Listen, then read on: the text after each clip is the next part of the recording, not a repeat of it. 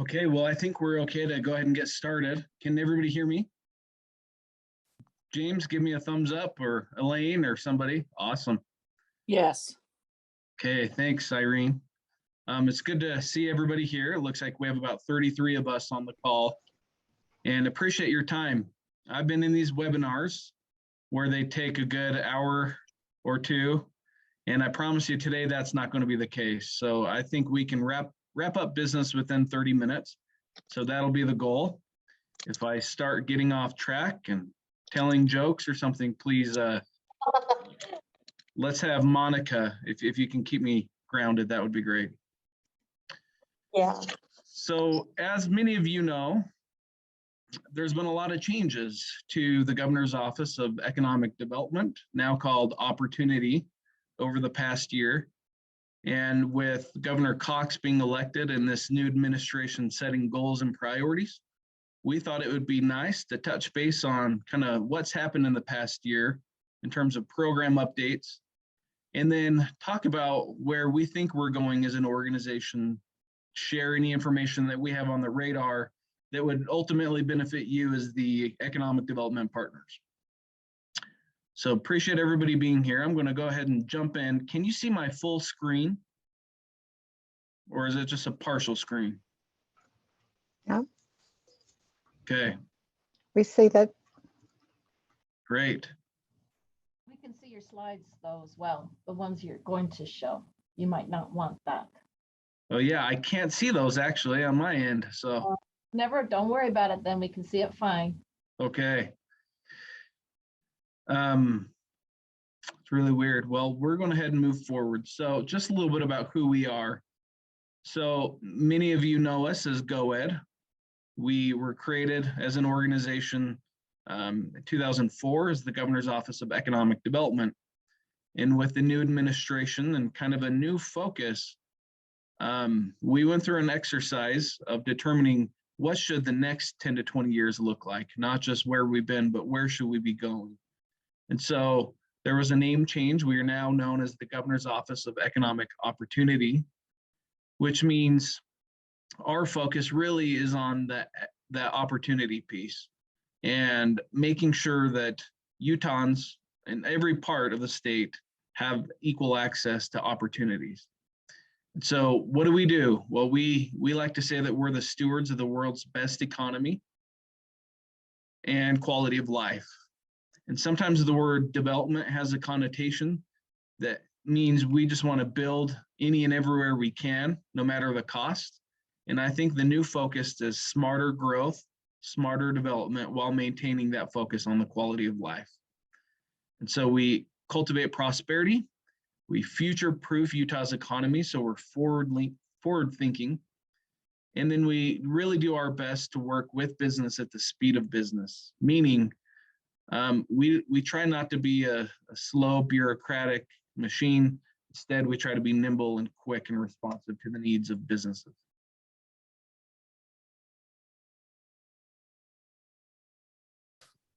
Now ask what they can see.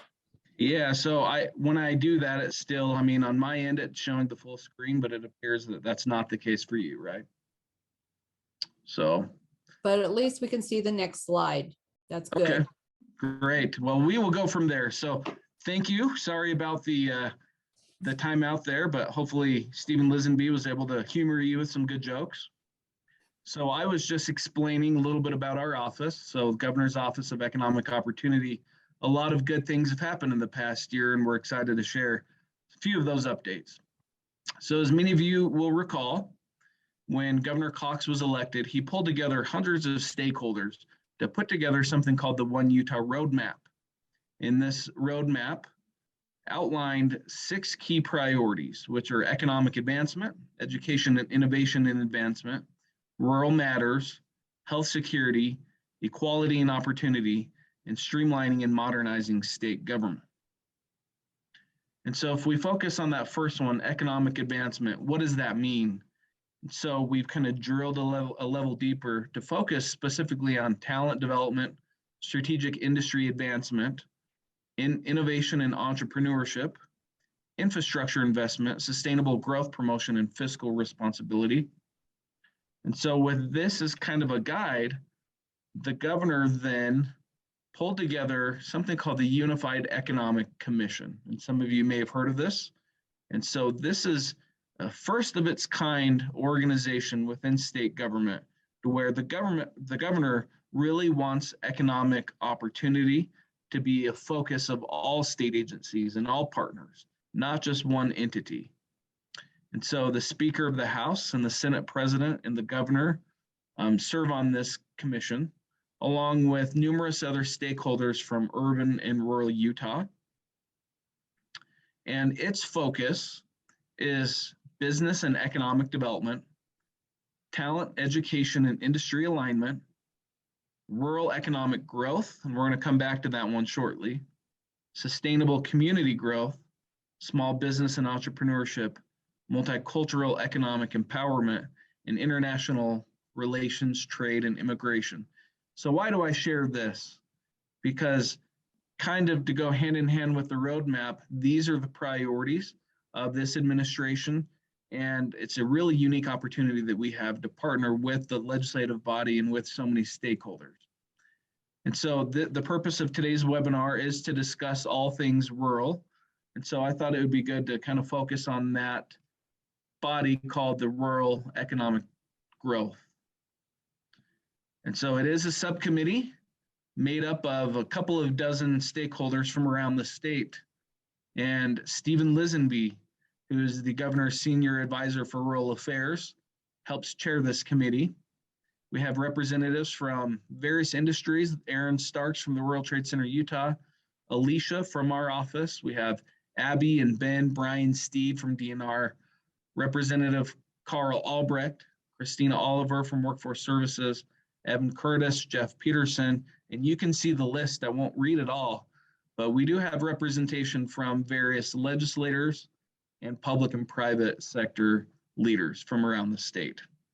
You'll see Senator Winterton serves on this, Senator Scott Sandel, and others. So before I come back to this economic growth piece, I just wanted to highlight that as Governor Caucus took office, we tried to push pause and really do an assessment to determine what are the key industries that the state of Utah should be focused on. And it had been a few years since we had reviewed these. So we partnered with our colleagues at EDC Utah and came out with the 2021 Targeted Industries Report. And what this does is it demonstrates Utah's strengths in key areas.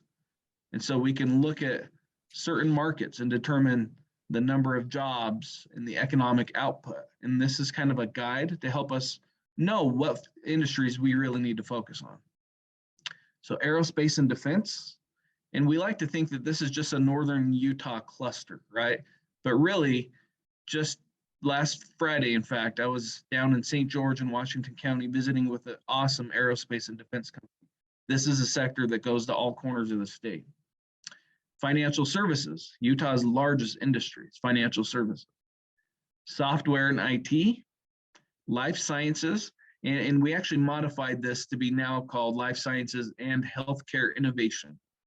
There's a lot of opportunities within this space. And finally, advanced manufacturing is a new cluster or a new targeted industry that we're really focused on. And so that kind of gave us some more direction. And then what else is coming in 2022? Some of you may have heard of something called the State Small Business Credit Initiative, or SSBCI. So the Department of Workforce Services in 2010 collected some federal funds to help really jumpstart the economy by providing low-cost capital to small businesses. And at the time, it was less than $10 million.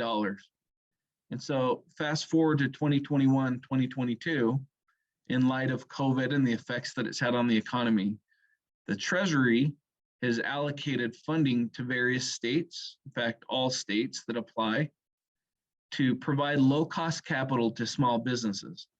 But this time, instead of 10 million, we have $56 million that's been allocated to Utah.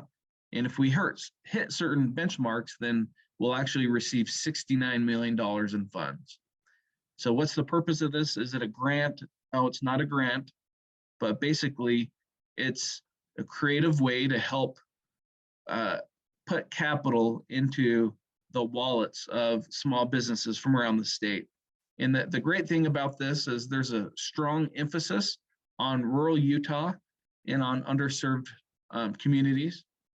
And so we're in the process currently of partnering with somebody, selecting a partner that will help us administer this program and deploy these funds to different parts of the state. And so today's webinar is not about the SSBCI program, but I wanted to make you aware so that as you're working with small businesses in all parts of Utah, that you can contact us and we can let you know how these companies can access capital.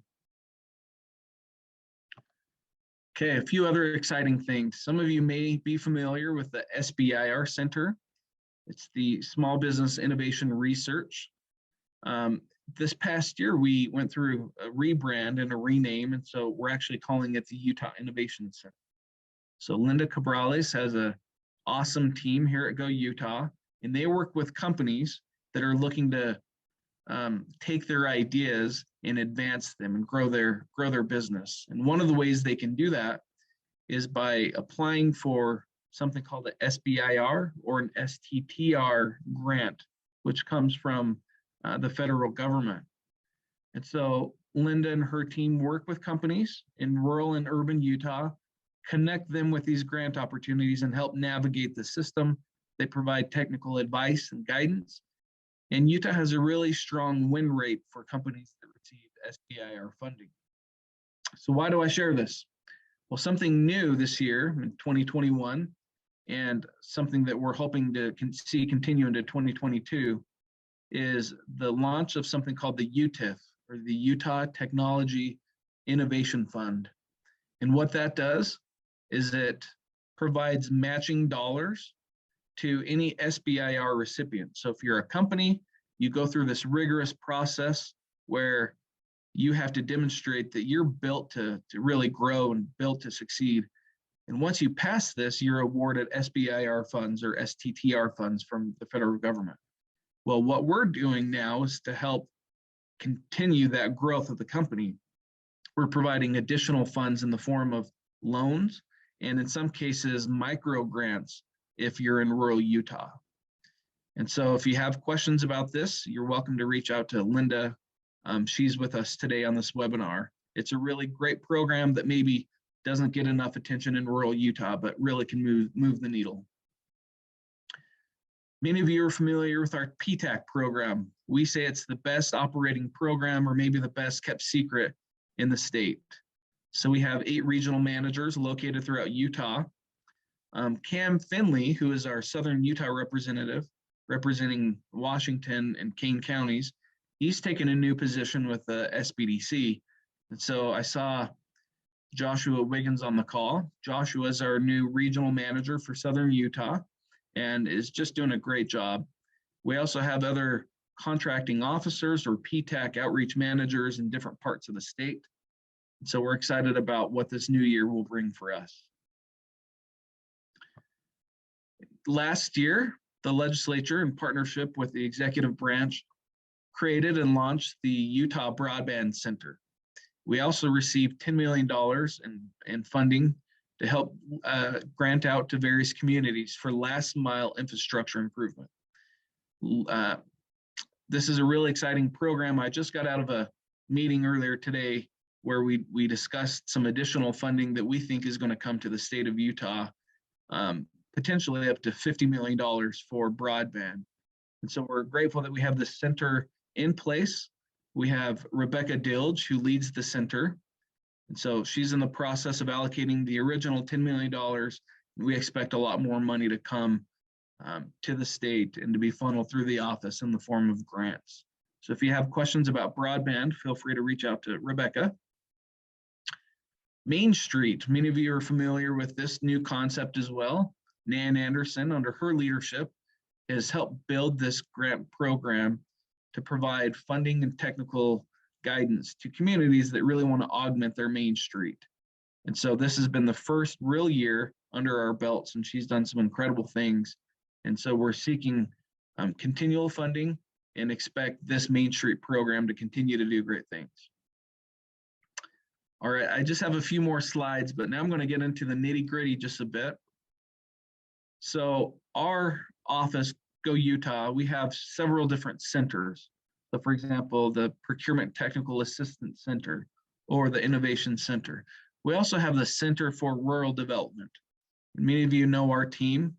We have James Dixon and Nan Anderson, Eden Johnson, and I just can't say enough good about our outreach managers. They're doing amazing things. We've also recently hired Layla Reynolds, and just feel like we're in a really good spot as a team. So what do we do? What does the Center for Rural Development do, and what are the programs we offer? So seeing some of these faces on the call today, I know that you're very familiar with these programs. Maybe some of you were new. So historically, we've kind of been the catch-all for any type of rural program. Some of you remember Rural Fast Track or Business Expansion and Retention, BEAR. There's been the Rural Rapid Manufacturing Grant, the Enterprise Zone for nonprofits, the Enterprise Zone, Targeted Business Tax Credits. So these are programs that we think have kind of hit their goals. And I would just say in the past year, through this subcommittee, the Rural Economic Commission subcommittee, that a lot of hard questions were asked about these programs and future programs. And so what are we seeing this 2022 legislative session?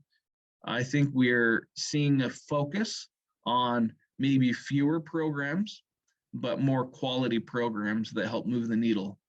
And so, as many of you know, I was the Economic Development Director for Wasatch County, and I was in that capacity for 8 years, and felt like often the state programs weren't really customizable.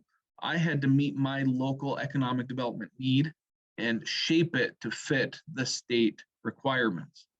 And so we're trying to change the philosophy just a little bit to where we actually focus on what are the local needs?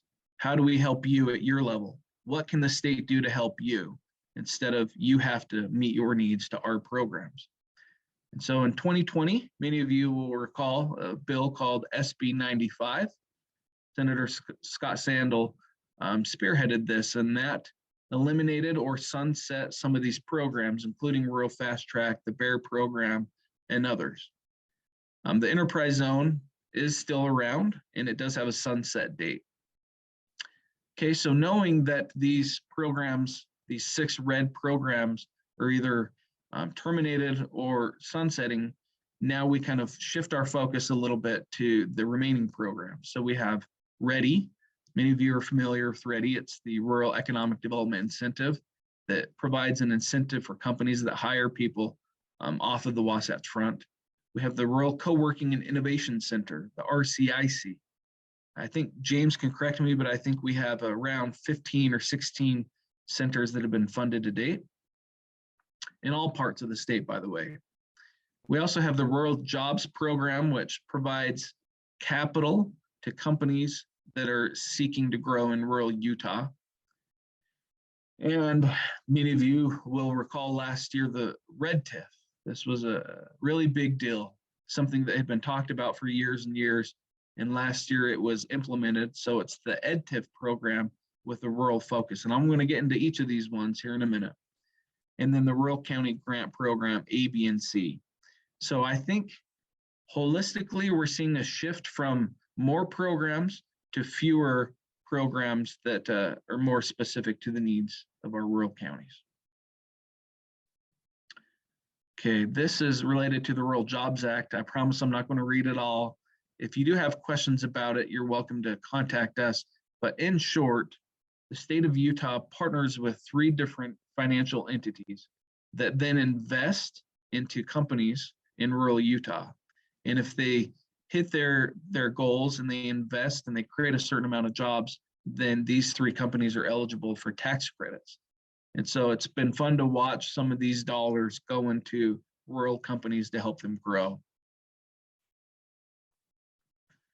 The Red TIF program, without getting too nerdy, basically it models the EdTIF program. It's just an extension of the EdTIF program.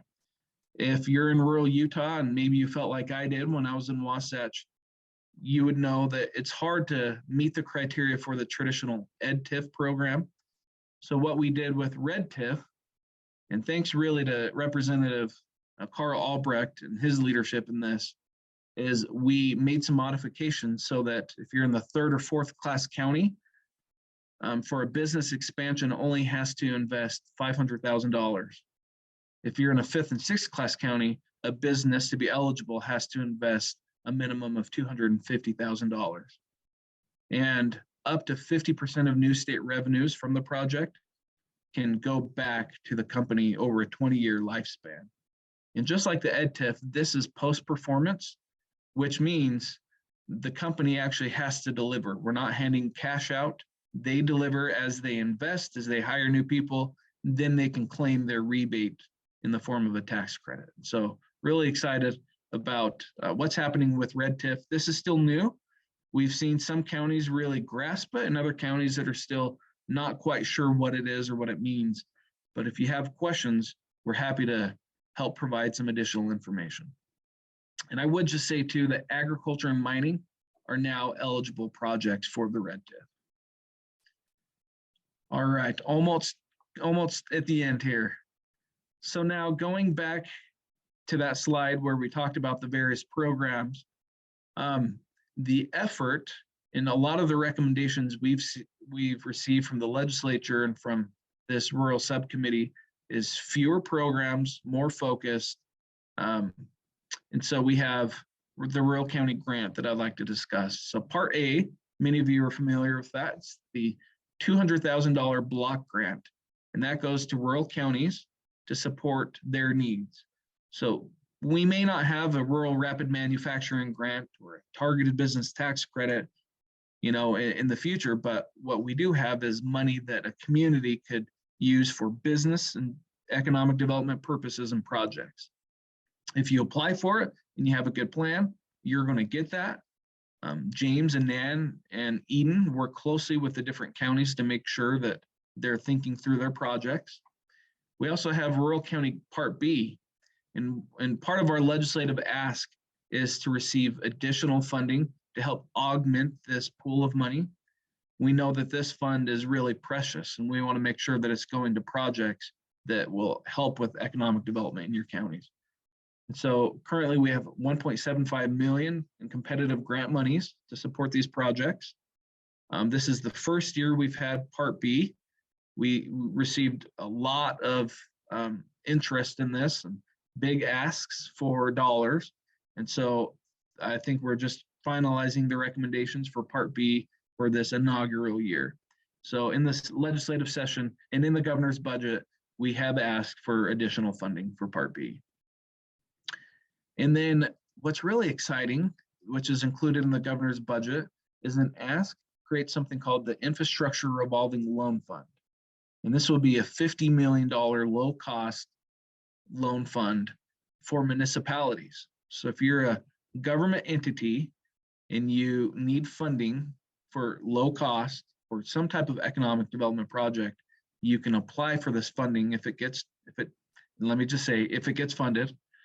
And so let's just use an example. If Wasatch County, and I'll use Wasatch since I spent so much time there, if they wanted to create a new business park and they obtained a 40-acre parcel of land, but they needed funding in order to put in the infrastructure, the water, the utilities, well, perhaps they don't have that in their coffers, but they could borrow money through this fund, and let's just say, to make it easy, $10 million, and then they can transform their raw land into a business park that's fully shovel ready, ready to go.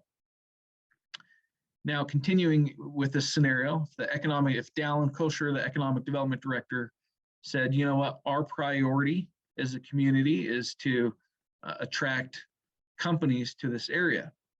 Well, he may apply for Part A or Part B funding with an economic development focus, maybe a corporate recruitment focus, maybe it's an incentive to that company that decides to expand or relocate into the area.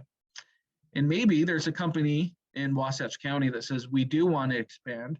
We're currently restrained by or we're limited in space. We want to build a new building.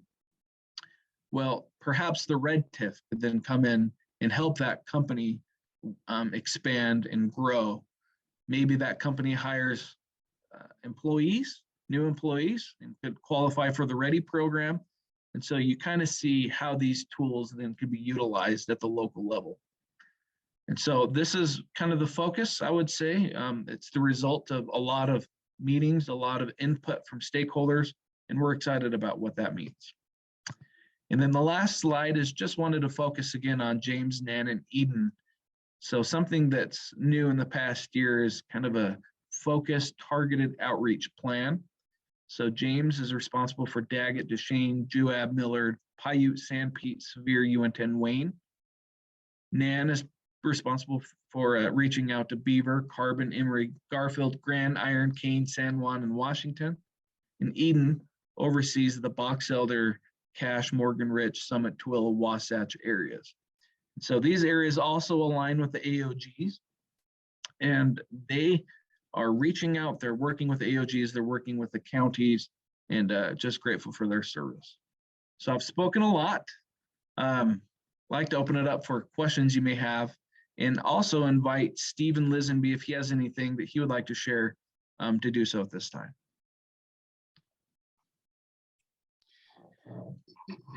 Yeah, this is Malcolm, Ryan. Thanks for the overview. It's very helpful. Sure. A little bit more detail on the red TIF. If I recall, correct me if I'm wrong, of course, is a company has to apply for that and get approvals and go through the reviews before they start anything. Is that correct? That's correct. So if they're planning a project and they think that they can grow, then they would need to meet with us for approval. The approval is not made by the staff, but it's made by the Go Utah board. Okay, thanks. Yep.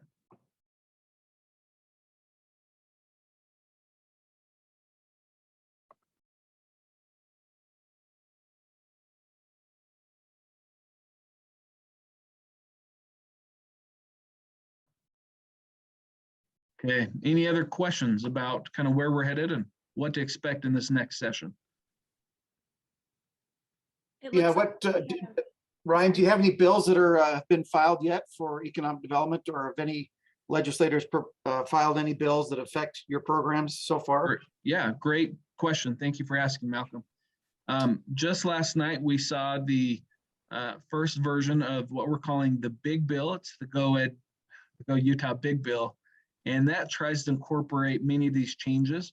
So it's a lengthy bill. It has not been made public yet, but as soon as it does, we would invite you to review it and provide any input that you have. Is this the one that was reviewed, I think, a couple of months ago by that? I think it was one of the committees in the legislature.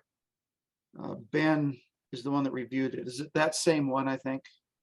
Maybe it had parts of that, but this one is pretty significant and sizable. So. Okay.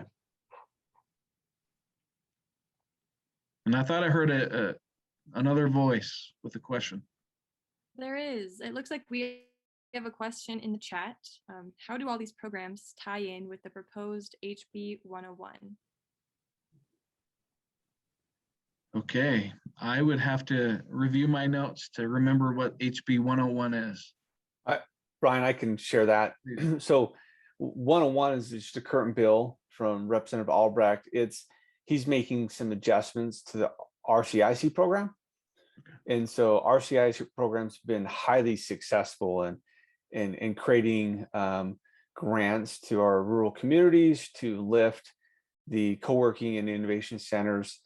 And I don't know the exact numbers, James might know, but it seems like there's been 15 to 20 grants awarded. And anyway, so there's some adjustments, and Representative Albrecht's been a part of that advisory board. So that's what that is just some adjustments to eligibility on that. Thank you.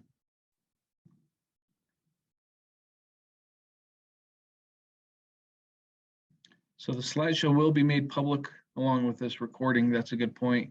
So if you did miss a key point or you have follow-up questions, you can refer to a certain point of this recording. Otherwise, our staff is here and willing and ready to help in whatever capacity we can. Are there any other questions? Ryan, this is James. Just maybe as a quick summary then, is it contemplated then that that READY and RCIC would be retained? Or are we looking at the sunsetting of those programs in lieu of Rural County Grant Part A and B? That's a great question. And I see Stephen unmuted. You want to take that one, Stephen? Yeah, absolutely. And James, thanks for teeing that up. I think that was a softball to us. He was coaching us along here. So the Rural Economic Growth Committee that made a tour of rural communities and spent time looking at things, and really, Representative Albrecht being a key part of that committee, realized a few things, right? So we a few years ago, RCIC READY didn't exist, but we had moved into moments where we needed those, and so they were created. And so as you look at what Part B on the competitive grant does, it allows an opportunity to draw down funds to do exactly or similar to what RCI's process was. And so the proposal of that committee was that RCIC opportunities be integrated into Part B, right? So in essence, that the calibration of those two programs just come together, right? So whatever funds were available for RCIC continued to be available, but just underneath of the application process that Part B has. So there's no sunset, right? There's just a calibration of alignment of bringing those together. And then the READY program now is a little different, right? So Part B, there is discussion about increasing eligible applicants for Part B. So it could be any rural municipality, including association of counties, and we're looking at the legislative bodies looking to explore how they could do that, right, in the big bill. But we know that READY's different because that is designed specifically for industry. And so originally the idea was that it would be also brought in under the same Part B, but there's a lot of questions about how you do that, right? And so even as early as recent as this morning, Ryan and Dan Hammer and myself have had a lot of conversations, being informed by a lot of individuals who were on the Zoom. How do you help support that functionality if let's say a county applies in Part B for the READY funding? It gets complicated, right? And so we actually think that and we're going to propose this to the legislators because it's their guidance, but we do think that the READY program probably should stay the way it is, but it would just be underneath of that entire kind of rural opportunity fund as a competitive grant, which is a Part B is competitive grant, but very specifically for industry to have access to, right? And so the simplicity of James's teams of managing these programs and funds, it kind of simplifies that, but it doesn't change the front end experience for industry or partners, right, that are working in the communities to help, as part of their strategy to move jobs to rural Utah. This READY, opportunity is part of their strategy. It wouldn't change that functionality. But that being said, we're following our legislative leaders on their next steps, but we think that given the feedback we've heard, that it might be wise to keep READY's functionality the same, but make it kind of underneath that competitive Part B open all the time for industry and not communities. But again, I'll probably ahead of myself a little bit. We probably need to share some of this in discussion with Representative Albrecht and Senator Sandel, who were in Winterton, were part of that committee to see where they'd like to go with it. But that's what we're thinking right now might be a proposal we can share with them. And so just to piggyback on that, I think the principle is we know that READY is valuable and it's a tool to help businesses. And so we're trying to find the best fit for that. And then with these other programs sunsetting or coming to kind of the end of their shelf life, we expect those dollars to be rolled up into the rural county grant program so that there's more grant money available for the counties so that you can complete your own projects.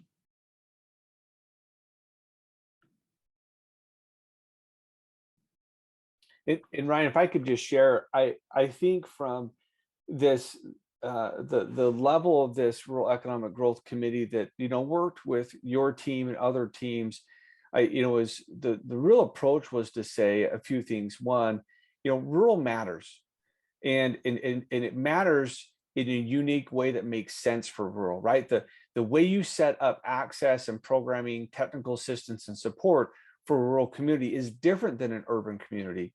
And so we have to be able to design and be responsive that way. And the biggest thing we heard was simplify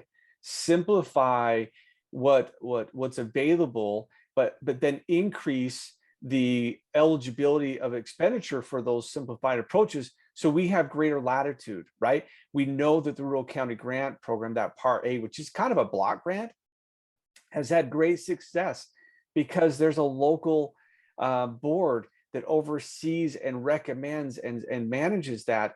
And so it's locally led. It's like, provide us the funds, give us some guidance, and let us be off to the races. That type of simplification and partnership with local leadership is where we're trying to move all of these programs along. And so it takes some adjustments. It takes over communicating with this group, which I really appreciate you doing this with this group.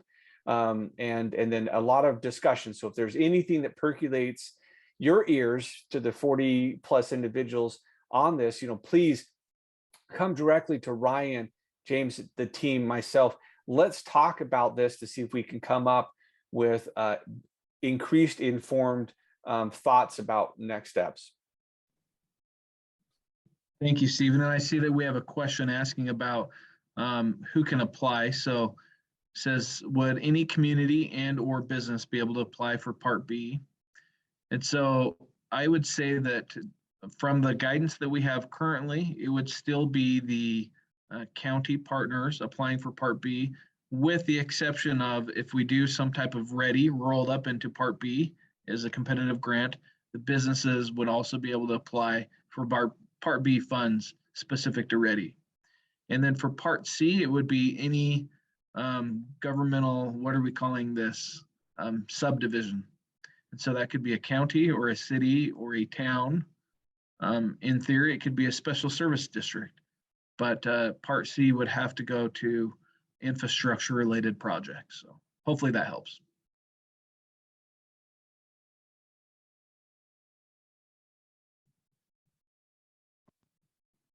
Okay, well, it looks like we've maybe addressed all of the questions that we have at this point. I would invite anybody who's available to join us this year. In lieu of the traditional Rural Day on the Hill, we're actually sponsoring the Rural Caucus Breakfast next Friday, January 28th. And if anybody's brave, you can join us. It starts at 7:00 a.m. at the Capitol building.